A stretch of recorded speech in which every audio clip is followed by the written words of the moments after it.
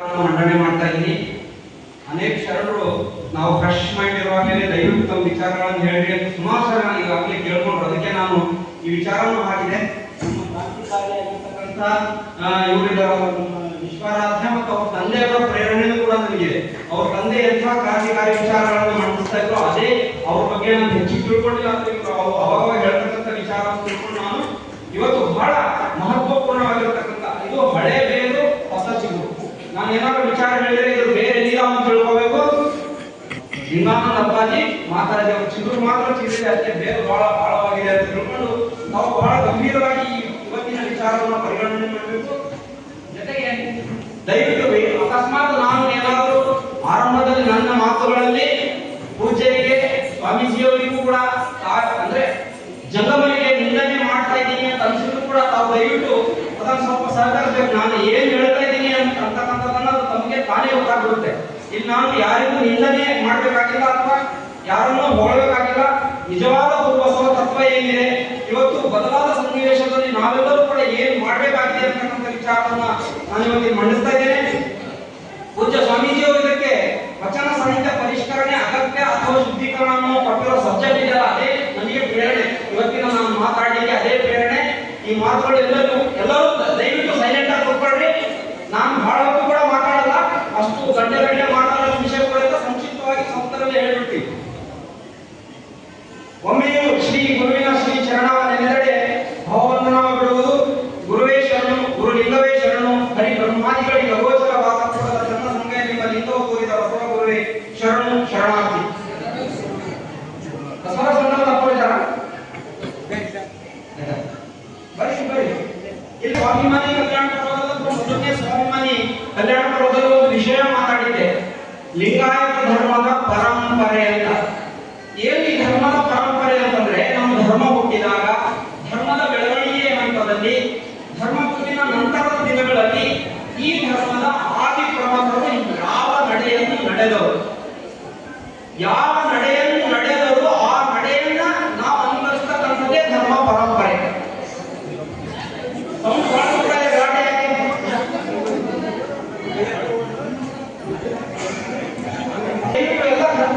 ಮಾಡ್ಕೊಂಡು ನಿಮ್ಮ ಸಮಯ ಬಹಳ ಅಮೂಲ್ಯವಾಗಿದೆ. ಹೊಸದನ್ನು ತಿಳ್ಕೋಬೇಕು, ಕಲ್ತ್ಕೋಬೇಕು, ಈ ಸ್ವಾಭಿಮಾನ ಅಂತರದಲ್ಲಿ ಹುಟ್ಟಿಸ್ಕೋಬೇಕು ಅಂತ ತಾವು ಬಂದಿರಿ. ನನ್ನ ಸಮಯ ಕೂಡ ಬಹಳ ಅಮೂಲ್ಯ. ವಿಷಯ ಬಹಳ ಹಿರಿಯರು ಬಂದಿದ್ದಾರೆ, ಅವ್ರಿಗೆ ನಾನು ಸಮಾವೇಶ ಮಾಡ್ಕೊಳ್ಬೇಕು. ದಯವಿಟ್ಟು ಮಾತಾಡಬೇಡಿ. ಪ್ರಥಮ ದ್ವಿತೀಯ ಕಲ್ಯಾಣ ಪರ್ವದಲ್ಲಿ ನಾನು ಧರ್ಮ ಪರಂಪರೆಯ ಬಗ್ಗೆ ಮಾತಾಡಿದ್ದೆ. ಧರ್ಮ ಪರಂಪರೆ ಅಂತಂದ್ರೆ ಏನು? ನಮ್ಮ ಆದಿ ಶರಣರು ಧರ್ಮ ಹುಟ್ಟಿದಾಗ ಈ ನಮ್ಮ ಗುರು ಬಸವಣ್ಣನವರು ಷಡ್ಗಣಾಧೀಶರು ಧರ್ಮ ಪರಂಪರೆಯ ಶರಣರು ಯಾವ ನಡೆಯನ್ನು ಅವರು ನಡೆದರು ಅಂತಕ್ಕಂಥದ್ದೇ ಧರ್ಮ ಪರಂಪರೆ ಅಥವಾ ಇತಿಹಾಸ. ಯಾರು ಧರ್ಮ ಪರಂಪರೆಯನ್ನ ಮರಿತಾರೋ ಅವರು ಧರ್ಮ ಪರಂಪರೆಯನ್ನ ಮುಂದುವರಿಸಿಕೊಂಡು ಹೋಗಲಿಕ್ಕೆ ಸಾಧ್ಯನೇ ಇಲ್ಲ. ಈಗ ಉದಾಹರಣೆ ಮೊಟ್ಟ ಮೊದಲನೇದಾಗಿ ಧರ್ಮದ ಆರಂಭದ ಹಂತದಿಂದ ತೆಗೆದುಕೊಳ್ಬೇಕಂತಂದ್ರೆ, ಈ ನಾವು ಸ್ವಾಭಿಮಾನಿ ಶರಣರ ಕಲ್ಯಾಣ ಪರ್ವ ಯಾಕೆ ಮಾಡ್ತಾ ಇದ್ದೇವೆ ಅಂತಂದ್ರೆ, ನಮ್ಮ ಅಪ್ಪ ಧರ್ಮಗುರು ಬಸವಣ್ಣನವರು ಅವರು ಸ್ವಾಭಿಮಾನಿ, ಬಾಲ್ಯದಿಂದಲೇ ಸ್ವಾಭಿಮಾನಿ. ಒಂದು ಹೋರಾಟ, ಒಂದು ಪರ್ಯಾಯ ವ್ಯವಸ್ಥೆ ಅಂತ ಇರುತ್ತೆ. ಒಂದು ಹೋರಾಟ, ಒಂದು ವ್ಯವಸ್ಥೆ. ಈ ಇತ್ತ ಬಾ ಎನ್ನದವನ ಹತ್ತೆ ಹೊದ್ದಲು ಬೇಡ, ಇತ್ತ ಬಾ ಎಂಬ ಸದ್ಭಕ್ತನ ಮನೆಯ ಬಾಗಿಲ ಹತ್ತಿಪ್ಪೆ ಕಾಣ ರಾಮನಾಥ ಅಂತ ಜೇಡರ ದಾಸಯ್ಯನವರ ವಚನ. ಯಾರು ನನ್ನವರು ನನ್ನವರು, ನೀವು ನನ್ನವರು, ನನ್ನ ಜೊತೆ ಧರ್ಮ ಪ್ರಚಾರ ಮಾಡಿದವರು, ನಾವಿಬ್ಬರು ಒಂದೇ ಕಲಿಯ ಶಿಷ್ಯರು, ನಮ್ಮ ಜೊತೆ ಇರಿ ಅಂತ ಯಾರು ಕರೆಯೋದಿಲ್ಲೋ, ಬದಲಾಗಿ ನೀ ನನ್ನವನಲ್ಲ ಅಂತ ಯಾರು ಹೇಳ್ತಾರೋ ಅಂಥವ್ರ ಜೊತೆ ನಾನು ಹತ್ರನೂ ಹೋಗೋದಿಲ್ಲ. ಆದರೆ ಇತ್ತಬ ಎಂಬ ಸದ್ಭಕ್ತನ ಮನೆಯ ಬಾಗಿಲ ಹತ್ತಿಪ್ಪೆ ಕಾಣ, ಯಾರು ನನ್ನವರು ತಂದವರು ಅಂತ ಅಂತಾರೆ ಅವ್ರ ಮನೆಯ ಬಾಗಿಲು ನಾನು ಕಾಯ್ತೀನಿ ಅಂತ ಈ ಜೇಡರ ದಾಸಯ್ಯನವರು ಶರಣ ಹೇಳ್ತಾರೆ. ಈಗ ಈ ಬದಲಾದ ಸನ್ನಿವೇಶದಲ್ಲಿ ಧರ್ಮಪೀಠದ ಟ್ರಸ್ಟಿಗಳು, ಬಸವ ಧರ್ಮಪೀಠದ ಟ್ರಸ್ಟಿಗಳು ಪೂಜ್ಯ ಶ್ರೀ ಚನ್ನಬಸವಾನಂದ ಸ್ವಾಮೀಜಿ ಮತ್ತು ಪೂಜ್ಯ ಶ್ರೀ ಸತ್ಯದೇವಿ ಮಾತೆಯವರನ್ನ ನೀವು ನಮ್ಮವರಲ್ಲ, ನೀವು ನಮ್ಗೆ ಬೇಡ ಅಂತ ಮಾತಾಜಿಯವರ ಧರ್ಮಗುರುವಿನ ಒಂದು ಪೀಠದ ಮೂಲ ಸ್ಥಾಪಕರ ವಿರುದ್ಧವಾಗಿ ಹೊರಹಾಕಿದಾಗ ಇರ್ತಕ್ಕಂಥದ್ದು ಎರಡೇ ಆಪ್ಷನ್. ಒಂದು ಸ್ವಾಭಿಮಾನದಿಂದ ನಮ್ಮ ಒಂದು ಪರಂಪರೆ, ಆ ಗುರುವಿನ ಪರಂಪರೆಯನ್ನು ಮುಂದುವರಿಸ್ಕೊಂಡು ಹೋಗೋದು, ಇನ್ನೊಂದು ಹೋರಾಟ ಮಾಡ್ತಕ್ಕಂಥದ್ದು. ಇದು ನಮ್ಮ ಧರ್ಮದ ಆದಿಯಲ್ಲಿ ನಾವು ಕಾಣ್ತಾ ಇದ್ದೇವೆ. ಗುರು ಬಸವಣ್ಣನವರು ಅತ್ಯಂತ ಸ್ವಾಭಿಮಾನಿ. ಅಕ್ಕನಿಗೆ ಲಿಂಗ ದೀಕ್ಷೆ ಜನಿಯಾರನ್ನು ಕೊಡಲ್ಲ ಅಂತಂದಾಗ, ನೀನು ನನ್ನ ಮಗ ಅಲ್ಲ, ನೀನು ಹೊರಟೋಗು ಅಂತಂದಾಗ ಗುರು ಬಸವಣ್ಣನವರ ಸ್ವಾಭಿಮಾನ ಪುಟಿದೇವರು ಅವರಂತಾರೆ ನಾನು ಬಿಟ್ಟೆ ಜನ್ನಿಗೆ ಅಂತ ಹೇಳ್ತಾರೆ ಗುರು ಬಸವಣ್ಣವರು. ಅವ್ರ ವಚನ ಬರುತ್ತೆ, ನಾನು ತುಟಿ ಹೇಳಿದ್ದೆ ಬಿಟ್ಟೆ ಜನ್ನಿಗೆ ಅಂತ ಹೇಳಿ ಅವ್ರ ಮನೆ ಹೊರಡ್ತಾರೆ. ಅಂದ್ರೆ ಅಲ್ಲಿ ಸ್ವಾಭಿಮಾನದಿಂದ ಮನೆ ಬಿಟ್ಟು ಹೋದ್ರು. ಆ ಮನೆ ನನಗೆ ಬೇಡ ಅಂತ ಬಿಟ್ಟು ಹೋದ್ರು. ಜೊತೆಗೆ ಪರ್ಯಾಯವಾಗಿ ಏನ್ ಮಾಡಿದ್ರು, ಯಾವ ಕಾರಣಕ್ಕಾಗಿ ಮನೆ ಬಿಟ್ಟರು ಆ ಕಾರಣಕ್ಕಾಗಿ ನಿರಂತರ ಹೋರಾಟ. ಅವರು ಎಲ್ಲಿವರೆಗೆ ಅರ್ಥ ಆಗ್ತದೆ ನಾನು ಹೇಳ್ತಾ ಇರೋದು. ಅಕ್ಕನಿಗೆ ದೀಕ್ಷೆ ಕೊಡೋದಕ್ಕೋಸ್ಕರ ಮನೆ ಬಿಟ್ಟರು, ದೀಕ್ಷೆ ಕೊಟ್ಟಿಲ್ಲ ಅಂತ ಮನೆ ಬಿಟ್ಟರು. ಅಕ್ಕನಿಗೆ ದೀಕ್ಷೆ ಕೊಡೋದಕ್ಕೋಸ್ಕರ ತನ್ನ 21ನೇ ವಯಸ್ಸಿನವರೆಗೆ ಹೋರಾಟ ಮಾಡಿದ್ರು. ಯಾವತ್ತು ಅವರು ಗೆಲುವು ಸಾಧಿಸಿದ್ರು. ಇಷ್ಟಲಿಂಗ ಇಷ್ಟಲಿಂಗವನ್ನು ಕಂಡುಹಿಡಿದು ಅಕ್ಕನಿಗೂ ದೀಕ್ಷೆಯನ್ನು ಕೊಟ್ಟಾಗ ಅವರ ಒಂದು ಸ್ವಾಭಿಮಾನ ಅಲ್ಲಿ ಪರಿಪೂರ್ಣ ಆಯಿತು. ಇದು ನಮ್ಮ ಧರ್ಮದ ಆದಿಯಲ್ಲಿ ನಡೆದಿರತಕ್ಕಂಥ ಒಂದು ಧರ್ಮ ಪರಂಪರೆ. ಇನ್ನು ಎರಡನೆಯದು, ಅಲ್ಲಿ ಎಲ್ಲ ಅನುಭವ ಮಂಟಪ ಸ್ಥಾಪನೆ ಆಗುತ್ತೆ, ಎಲ್ಲ ಆಗುತ್ತೆ. ಗುರು ಅದಮ ಪ್ರಭುದೇವರು ಯಾವುದು ಅಂತಿರಲಿಲ್ಲ ಅನುಭವ ಮಂಟಪಕ್ಕೆ. ಅಲ್ಲಿ ಬಂದಾಗ ಗುರು ಚನ್ನಬಸವಣ್ಣವರು ಅದೇ ಧರ್ಮದಲ್ಲಿ ಬೆಳೆದಿರ್ತಾರೆ. ಎಲ್ಲ ತತ್ವ ಆದರ್ಶಗಳ ಮೈಗೂಡಿಸ್ಕೊಂಡು ಬೆಳೆದಿರ್ತಾರೆ. ಹುಟ್ಟುತ್ತಲೇ ಪರಿಮಳ ಸುಗಂಧ ಬಂದಿರೋದಂತೆ. ಅವರು ನೆಕ್ಸ್ಟ್ ಶೂನ್ಯ ಪೀಠಕ್ಕೆ ನೆಕ್ಸ್ಟ್ ಗುರು ಆಗ್ತಕ್ಕಂಥ ಎಲ್ಲಾ ಲಕ್ಷಣಗಳು ತಮಗೆ ದೀಕ್ಷೆ ಆಗೋಕ್ಕಿಂತ ಮುಂಚೆ ತೋರ್ತಿರ್ತಾರೆ. 8 ವರ್ಷ ವಯಸ್ಸಾದ ಗುರು ಬಸವಣ್ಣ ಅಂತ ಬರ್ತಾರೆ. ಏನು ನೀವು ವಚನ ದೊಡ್ಡದಿದೆ ಹೇಳೋ ಸಮಯ ಬಹಳ ಹಿಡಿಯುತ್ತದೆ. ನೀವು ಹುಟ್ಟಿಸಿದ ಘಟ್ಟಕ್ಕೆ ಕಾರುಣ್ಯವ ಮಾಡ ಕೂಡ ಚನ್ನ ಸಂಗಮ ದೇವ. ಈಗ ನೀವು ಈಗ ನನಗೆ 8 ವಯಸ್ಸಾಗಿದೆ, ನನಗೆ ಲಿಂಗ ದೀಕ್ಷೆ ಕೊಡಿ, ನನಗೆ ಜಂಗಮ ದೀಕ್ಷೆ ಕೊಡಿ ಅಂತ ಗುರು ಬಸವಣ್ಣವ್ರ ಹತ್ರ ಹೋಗ್ತಾರೆ. ಚನ್ನಬಸವಣ್ಣವರು ಅಪ್ಪರೇ ನಾವು ಇದುವರೆಗೂ ಗುರು ಚನ್ನಬಸವಣ್ಣನವರು ಗುರು ಬಸವಣ್ಣನವರಿಗೆ ನನಗೆ ದೀಕ್ಷೆ ಕೊಡಿ ಅಂತ ಕೇಳಿದಾಗ ಗುರು ಬಸವಣ್ಣವರು ಏನ್ ಹೇಳ್ತಾರೆ, ನಾವು ಬೀದರ್ಲೆಲ್ಲ ಬಹಳ ಶೂನ್ಯ ಸಂಪಾದನೆ ಪ್ರವಚನ ಎಲ್ಲ ಕೇಳಿದೀವಿ. ಅವರೆಲ್ಲ ಏನ್ ಹೇಳ್ತಾರೆ ಅಂದ್ರೆ ಗುರು ಬಸವಣ್ಣ ವಚನ ಇದೆ. ಅವರು ಗುರು ಬಸವಣ್ಣ ತಮಾಷೆಗಾಗಿ ಗುರು ಬಸವಣ್ಣನವರ ಸೋದರಳಿಯ ಚನ್ನಬಸವಣ್ಣವರು ತಮಾಷೆಗಾಗಿ ನೋಡೋಣ, ನಾವು ಸಣ್ಣ ಪರೀಕ್ಷೆ ಮಾಡೋಣ, ಏನ್ ಹೇಳ್ತಾರೋ ಚನ್ನಬಸವಣ್ಣ ಬಾಯಿ ಸಣ್ಣ ಮಗು ಅಲ್ಲ, 8 ವರ್ಷದ ಮಗು ಏನ್ ಹೇಳ್ತಾರೋ ನೋಡೋಣ ತಮಾಷೆಗಾಗಿ ಅಂತ ಶೂನ್ಯ ಸಂಪಾದನೆ ಪ್ರವಚನಕಾರರಿಂದ ಕೇಳ್ಪಟ್ಟಿದೆ. ಆದರೆ ಇದು ತಮಾಷೆಗಾಗಿ ಅಲ್ಲ, ಬಹಳ ದೊಡ್ಡ ಸೀರಿಯಸ್ನೆಸ್ ಇದೆ ಇದರಲ್ಲಿ. ಗುರು ಬಸವಣ್ಣ ಏನ್ ಹೇಳ್ತಾರೆ, ಓಹೋ ನಾನೊಬ್ಬರಿಗೆಯೂ ಉಪದೇಶ ಮಾಡಲಮ್ಮೆನು, ಮುನ್ನರಾದವರು ತಮ್ಮಿಂದ ತಾವಾದರು, ಅವರೆಲ್ಲರೂ ನಿಜ ನಿಗ್ರಹಿಕರು. ನಾನೇನು ಮಾಡಿದ್ದಿಲ್ಲ, ತತ್ವವ ಭಕ್ತವರಿಗೆ ತೊತ್ತಾಗಿ ನಡೆವೆನು ಕೂಡ. ನಮ್ಮ ಲಿಂಗ ದೇವರಲ್ಲಿ ಅಮರ ಗಣಗಳ ಸಾಕ್ಷಿಯಾಗಿ ಭಾಷೆ ಪ್ರಸಾದವ ನಿಕ್ಕಲಮ್ಮೆನಯ್ಯ ಚನ್ನಬಸವಣ್ಣ ಅಂತಾರೆ. ಈ ಇಡೀ ಅನುಭವ ಮಂಟಪದ 770 ಶರಣಗಣಗಳ ಸಾಕ್ಷಿಯಾಗಿ ನಾನು ಹೇಳ್ತೇನೆ ಚನ್ನಬಸವಣ್ಣ, ನಾನು ನಿನಗೆ ದೀಕ್ಷೆ ಕೊಡಲ್ಲ ಅಂತ ಹೇಳ್ತಾರೆ. ಇದು ತಮಾಷೆ ಅಲ್ಲ. ಗುರು ಬಸವಣ್ಣ ಒಬ್ಬ ಧರ್ಮಗುರು ಬಸವಣ್ಣನವರಾಗಿ ಅವರು ಯಾವ ಜೊತೆನೂ ತಮಾಷೆ ಮಾಡೋಲ್ಲ.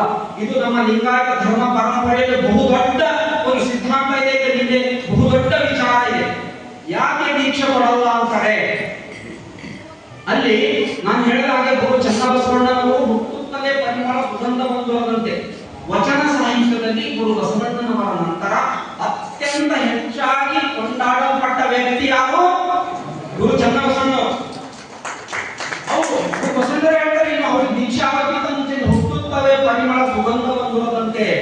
ಹಿಂದೆ ಹುಟ್ಟಿದ ಖುಷಿಗೆ ಹಿಂದೆ ಜೋಗನ ಅಂತಹ ಪರಮಜ್ಞಾನಿ ಚನ್ನಬಸವಣ್ಣವರು. ಎಲ್ಲಿ ಜ್ಞಾನ ಇರುತ್ತೆ ಅಲ್ಲಿ ಸ್ವಲ್ಪ ಅಹಂಕಾರ ಬರುತ್ತೆ. ಅದು ಗುರು ಬಸವಣ್ಣರಿಗೆ ಗೊತ್ತು, ಚೆನ್ನಾಗಿ ಗೊತ್ತು. ಅಹಂಕಾರ ಮನ ನಿಂಬುಗೊಂಡ ನಿಲಿಂಗ ತಾನೇ ನಿಂಬುದು. ಅಹಂಕಾರ ಕೆಡಗೊಡದೆ ಅಲ್ಲಿ ಸನ್ನಿಹಿತನಾಗಿರುವ ನಮ್ಮ ಲಿಂಗ ದೇವ ಅಂತ ಹೇಳ್ತಾರೆ. ಯಾವ ಅಹಂಕಾರ ಇರಲ್ಲ ಅಲ್ಲಿ ಒಂದು ಪರಮಾತ್ಮ ನೆಲೆಗೊಳ್ತಾನೆ. ಎಲ್ಲಿ ಜ್ಞಾನ ಇರುತ್ತೋ ಅಲ್ಲಿ ಅಹಂಕಾರ ಇರ್ತದೆ. ಹಾಗೆ ಗುರು ಚನ್ನಬಸವಣ್ಣ ನಾನು ದೀಕ್ಷೆ ಕೊಡಲ್ಲ ಅನ್ನಲಿಕ್ಕೆ ಬಹಳ ಜ್ಞಾನಿ ಇದ್ದಾರೆ. ಒಂದ್ ವೇಳೆ ನಾನು ಸಡನ್ನಾಗಿ ಕೇಳಿದ ತಕ್ಷಣ ದೀಕ್ಷೆ ಕೊಟ್ಬಿಟ್ರೆ ಮುಂದೆ ಅವರು ಶೂನ್ಯ ಪೀಠಕ್ಕೆ ಅಧಿಕಾರಿ ಆಗ್ತಕ್ಕಂಥವ್ರು, ಮುಂದೆ ಈ ಕಲ್ಯಾಣ ರಾಜ್ಯದ ಪ್ರಧಾನಿ ಆಗ್ತಕ್ಕಂಥವ್ರು. ನನ್ನ ಧರ್ಮ ತತ್ವಗಳಿಗೆ ಒಂದು ವೇಳೆ ಆಸೆ ಆಮಿಷಗಳಿಗೆ ಒಳಗಾಗಿ ಮುಂದಿನ ಸನ್ನಿವೇಶಗಳಲ್ಲಿ ಹೇಗೆ ಬರುತ್ತೋ ಸಮಯ, ರಾಜಕೀಯ ಒತ್ತಡಗಳಿರುತ್ತೆ. ಹಾಗಾಗಿ ನನ್ನ ಧರ್ಮ ತತ್ವ ಆದರ್ಶಗಳನ್ನು ಬಿಟ್ಟು ನಡೀತಕ್ಕಂಥ ಸಾಧ್ಯತೆಗಳಿದೆ. ಅದಕ್ಕಾಗಿ ನಾವು ಕೊಡಲ್ಲ ಅಂತ ದೀಕ್ಷೆ. ಯಾರು ಮಾತಾಡ್ಕೊಳ್ತಾರೆ, ಅವರು ಸೋದರಳಿಯ ಇದ್ರು, ಬಸವಣ್ಣನವರನ್ನು ಬಹಳ ಕೊಂಡಾಡ್ತಾ ಇದ್ರು ಮೊದಲಿನಿಂದಲೇ. ಅದಕ್ಕಾಗಿ ಅವರಿಗೆ ಕಳಿಸಿದ್ರು ಅಂತ ಶರಣನ ಮಾತಾಡಬಾರ್ದು. ಅದಕ್ಕಾಗಿ ನಾನು ನಿಮಗೆ ದೀಕ್ಷೆ ಕೊಡಲ್ಲ ಅಂತ ಅನ್ಕೋಸ್ಕೊಂಡು ಅಪ್ಪರೇ ಅದಕ್ಕೆ ನಾನು ದೀಕ್ಷೆ ಕೊಡಲ್ಲ ಅಂತಾರೆ. ಅದು ಚಂದ್ರಸೇನರು ಏನ್ ಮಾಡ್ತಾರೆ, ನಾನು ದೀಕ್ಷೆ ಕೊಡಲ್ಲ ಅಂತಂದಾಗ ಅಂಜದಿರಿ ಅಂಜದಿರಿ ಅವ್ರೇನ್ ಹೇಳ್ತಾರೆ ಬಸವಣ್ಣನಿಗೆ ಬಂದು, ನೀವು ಅಂಜದಿರಿ ಅಂಜದಿರಿ. ಯಾವ ಅಮರಗಣಗಳ ಸಾಕ್ಷಿಯಾಗಿ ಗುರು ಬಸವಣ್ಣನವರು ನೀವು ದೀಕ್ಷೆ ಕೊಡಲ್ಲ ಅಂತಂದ್ರು, ಅದಕ್ಕಾಗಿ ಅವ್ರು ಹೇಳ್ತಾರೆ ಅಂಜದಿರಿ. ಅದೇ ಅಮರಗಣಗಳ ಸಾಕ್ಷಿಯಾಗಿ ಹೇಳ್ತಾರೆ ಅಂಜದಿರಿ ಅಂಜದಿರಿ. ನಿಮ್ಮ ಪ್ರಮಥರ ಮುಂದೆ ನಿಮಗಹುದಹು ಜನರು ನಿಮಗನಾದಿಯ ಶಿಶುನಾನಯ್ಯ.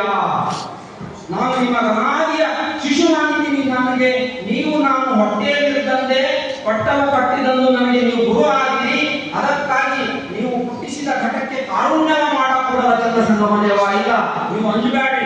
ಇದೇ ಅಮರಗಣಗಳ ಸಾಕ್ಷಿಯಾಗಿ ನಿಮ್ಮ ತತ್ವಕ್ಕೆ, ನಿಮ್ಮ ಧರ್ಮಕ್ಕೆ, ನಿಮ್ಮ ಸಿದ್ಧಾಂತಕ್ಕೆ ಒಂದು ಎಳ್ಳಷ್ಟು ಚುಟ್ಟಿ ಬರದ ಹಾಗೆ ನಾನು ನೋಡ್ಕೊಳ್ತೇನೆ ಚಂದ್ರಸೇನರು ಹೇಳ್ತಾರೆ. ಅವಾಗ ಹೇಳಿದಾಗ ಏನಾಗುತ್ತೆ ಅಂತಂದ್ರೆ 12ನೇ ಶತಮಾನದಲ್ಲಿ ಎಲ್ಲ ಕಲ್ಯಾಣ ಕ್ರಾಂತಿಯ ಘಟನೆ ಎಲ್ಲರಿಗೂ ಚೆನ್ನಾಗಿ ಗೊತ್ತಿದೆ. ಕಲ್ಯಾಣ ಕ್ರಾಂತಿ ನಡೆಯಿತು. ಶಿವಯೋಗಿ ಮತವಾದ ಶಿವಪುತ್ರ ಚನ್ನಬಸವ ಶಿವಗಳ ಸಭಾವ ಮಂಟಪಕ್ಕೆ ಈ ಮಂಟಪದ ಹೆಜ್ಜೆಯನ್ನು ಗಂಟೆಯನ್ನು ಕೆಡಿಸರು. ಈ ನೀವು ಹುರಿಯಾಳು ಕಾಯೋಗಿ ಬಸವಣ್ಣವ ಅಂತ ಹೇಳ್ಬಿಟ್ಟು ಗುರು ಬಸವಣ್ಣ ಲಿಂಗಾಯತ ಧರ್ಮದ ಧ್ವಜವನ್ನ ಗುರು ಚನ್ನಬಸವಣ್ಣನ ಕೈಯಲ್ಲಿ ಕೊಡ್ತಾರೆ. ಆಳಲಿ ಧೈರ್ಯ ಚನ್ನಬಸವ ಬೇಗಲಿ ಬೇಗೈಸುವ ಬಗ್ಗೆ ಮಂತ್ರಿ ಪದ ಅಂತ ಹೇಳ್ಬಿಟ್ಟು ಮಂತ್ರಿ ಪದವಿಯನ್ನು ಕೂಡ ಚನ್ನಬಸವಣ್ಣನಿಗೆ ಕೊಡ್ತಾರೆ. ಆವಾಗ ಅನಿವಾರ್ಯವಾಗಿ ಒಂದು ಮಂತ್ರಿ ಪದ ನಮಗೆ ಸಿಗ್ತದೆ ಅಂತ ಹೇಳ್ಬಿಟ್ಟು ಯಾವ ವಿರೋಧಿಗಳಿಗೂ ಬಸವಣ್ಣ ಕಲ್ಯಾಣ ಕ್ರಾಂತಿ ಕಾರಣರಾದರು. ಮಂತ್ರಿ ಪದ ಗುರು ಚನ್ನಬಸವಣ್ಣರ ಕೈಯಲ್ಲಿ ಸಿಕ್ಕ ತಕ್ಷಣ ತಣ್ಣಗಾಗ್ತಾರೆ. ಅವಾಗ ಗುರು ಬಸವಣ್ಣರ ಹತ್ರ ಚನ್ನಬಸವಣ್ಣರ ಹತ್ರ ಬರ್ತಾರೆ.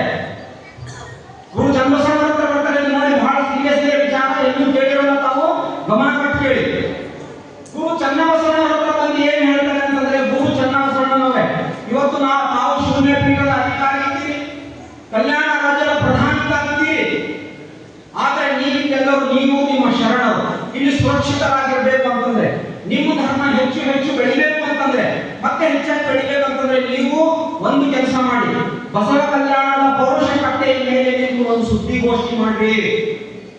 ಒಂದು ಸುದ್ದಿಗೋಷ್ಠಿ ಮಾಡ್ರಿ. ಏನಂತ ಮಾಡ್ರಿ?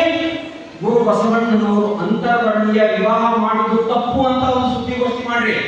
ಗುರು ಬಸವಣ್ಣನವರು ಹೆಣ್ಣು ಮಕ್ಕಳಿಗೆ ಇಷ್ಟದಿಂದ ದೀಕ್ಷೆ ಕೊಟ್ಟಿರ್ತಕ್ಕಂಥದ್ದು ತಪ್ಪು ಅಂತ ಒಂದು ಸುದ್ದಿಗೋಷ್ಠಿ ಮಾಡಿ.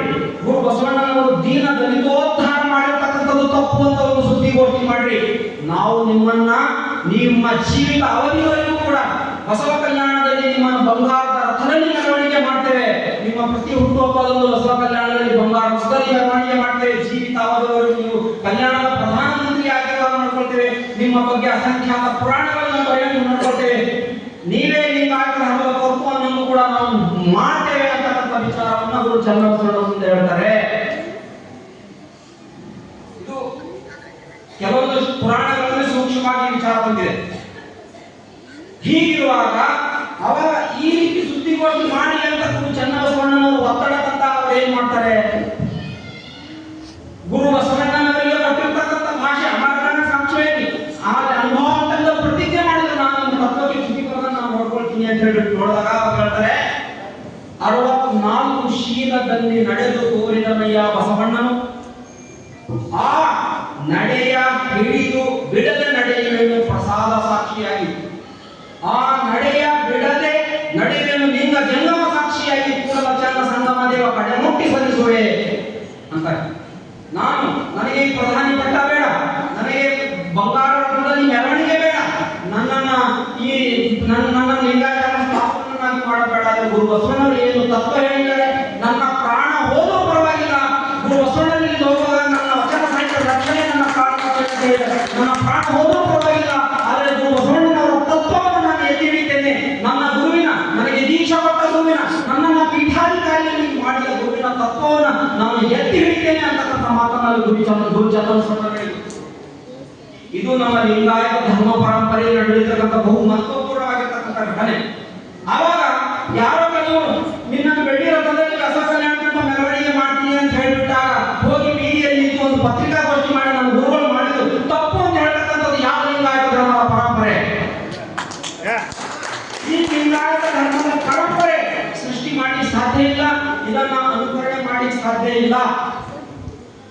ಈ ಸ್ವಾಮೀಜಿ ವಚನ ಸಾಹಿತ್ಯದ ಪರಿಷ್ಕೃತ ಮಾತಾಡಿದವ್ರು ಹೇಳ್ತಾ ಇದ್ರಲ್ಲ ಯಾವಾಗಲೂ ಈ ವಚನ ಸಾಹಿತ್ಯವನ್ನು ಓದಿದಾಗ ಈ ಒಂದು ನೋಡಿದ್ರೆ ಲಿಂಗಾಯತ ಧರ್ಮ ಒಬ್ಬ ವಿಶ್ವಸುಂದರಿ ತಾಯಿ ವಿಶ್ವಸುಂದರಿ ತಂದೆ ವರ್ಲ್ಡ್ ಚಾಂಪಿಯನ್ ಅಂತ ಹೇಳ್ತಿರಲ್ಲ ಏನಪ್ಪ ವಿಶ್ವಸುಂದರಿ ವರ್ಲ್ಡ್ ಚಾಂಪಿಯನ್ ಆದರೆ ಇಬ್ಬರಿಗೆ ಹುಟ್ಟಿರ್ತಕ್ಕಂಥ ಲಿಂಗಾಯತ ಸಮಾಜ ಇಷ್ಟಾಗ ರೂಪಿಯಾಗಿದೆ ಅಂತ ಹೇಳ್ತಿದ್ರು. ಇಷ್ಟಾಗ ರೂಪಿಯಾಗಿದೆ ಅಂತಂದ್ರೆ ಇದಕ್ಕೆ ಕಾರಣ ಅಂತಂದ್ರೆ ಆ ಲಿಂಗಾಯತ ಧರ್ಮ ಪರಂಪರೆಯನ್ನು ಮರೆತಿರುವುದರಿಂದಲೇ. ಅದೇ ರೀತಿ ಯಾವುದೇ ಒಂದು ತತ್ವ ಸಿದ್ಧಾಂತ ಧರ್ಮ ಕ್ರಿಶ್ಚಿಯನ್ ಧರ್ಮದಲ್ಲಿ ನೋಡ್ತಾ ಇದ್ದೀವಿ ಜುಡೇಯಿಸಮ್ ಅಂತ ಇರುತ್ತೆ. ಜುಡೇಯಿಸಮ್ನಿಂದ ಕ್ರಿಶ್ಚಿಯಾನಿಟಿ ಹೊರಹೊಮ್ಮಿದ್ರು ಕೂಡ ಅವತ್ತಿನ ಆ ಒಂದು ರೋಮನ್ನರ ಬೌದ್ಧೋಪಾಸನೆ ಮೋಸ ವಂಚನೆ ಅವುಗಳ ವಿರುದ್ಧ ಕ್ರಿಶ್ಚಿಯನ್ ಧರ್ಮ ಹುಟ್ಟಿದ್ರು ಕೂಡ ಕೆಲವು ಕಾಲದ ನಂತರ ಅದು ಮತ್ತೆ ಜಿಟ್ಟುಗಟ್ಟಿತು. ಆ ಜಿಟ್ಟುಗಟ್ಟಿದ ಕ್ರಿಶ್ಚಿಯನ್ ಏನೇನಾಯ್ತು ಅನ್ನೋದು ಬಹಳ ವಿವರ ನಾವು ಪುಸ್ತಕ ಬರೀತಾ ಇದ್ದೀನಿ, ಅದರಲ್ಲಿ ಈ ವಿಚಾರನೆಲ್ಲ ಮೆನ್ಷನ್ ಮಾಡ್ತೀನಿ. ಅದರ ವಿರುದ್ಧವಾಗಿ ಹುಟ್ಟಿರ್ತಕ್ಕಂಥದ್ದು ಪ್ರೊಟೆಸ್ಟೆಂಟ್ ಅಂತಕ್ಕಂಥದ್ದು ಹುಟ್ಟಿರ್ತಕ್ಕಂಥದ್ದು ಆ ಜಿಟ್ಟುಗಟ್ಟಿರ್ತಕ್ಕಂಥ ಪ್ರಗತಿಪರ ಕ್ರಿಶ್ಚಿಯನ್ ವಾದದ ವಿರುದ್ಧ. ಅದೇ ರೀತಿ ಇವತ್ತು ಪರಮ ಪೂಜ್ಯ ಮಾತಾಜಿಯವರು ಲಿಂಗಾನಂದ ಅಪ್ಪಾಜಿಯವರು ಈ ಸಮಾಜವನ್ನ ಲಿಂಗಾಯತ ಸಮಾಜವನ್ನ ಬಹಳ ಪರಿಷ್ಕರಣೆ ಮಾಡಿದ್ರು, ಶುದ್ಧೀಕರಣ ಮಾಡಿದ್ರು.